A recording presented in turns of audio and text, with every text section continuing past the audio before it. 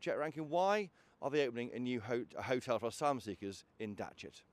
Well, even in the last week, in the cold weather we've got here, 762 arrivals came by boat illegally from the South Channel, 23,000 since Labour in office. That's up 29% on the period last year.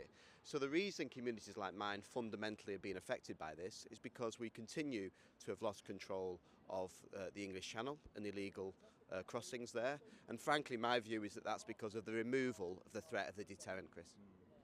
The government says it's your fault, the Tories' fault, because they say that Rwanda meant that the attempt at removing people from this country just stopped because Rwanda was a silver bullet. So they blame your government and they're clearing up the mess caused by your Tory government. Well, the thing we need is a deterrent, right?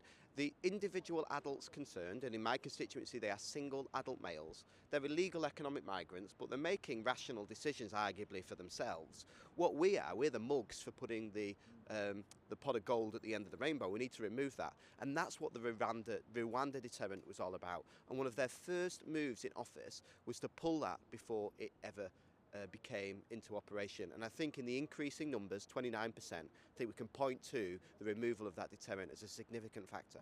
The hotel you're describing was opened by the Tory government, then closed by the Tory Home Office and reopened by Labour. What's it like for people living there? What's the effect on the local community?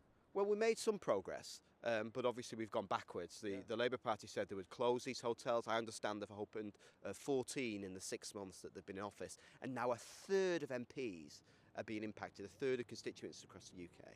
And if you come to Datchet, in my constituency, Datchet is a little village, 4,000 people. It's on the north bank of the Thames. It's got that quintessential green, the pub, the church, but because it's only 1.5 miles from the castle, also has a hotel. And just on the other side of the river, that's the private home park, that's where the King lives, that's where the Prince and Princess of Wales live. So if they're in communities like mine, they're in almost every community in this country and they're affecting the NHS. And frankly, when they talk about getting rid of the backlog, they're approving 50% of these applications. So all they're doing is smearing them then into the welfare system, into whether that is social housing or whether that is the benefits bill. So we fundamentally need to make sure that we're not letting these people into our country. And in your debate on Tuesday this week, what do you want to hear from the government?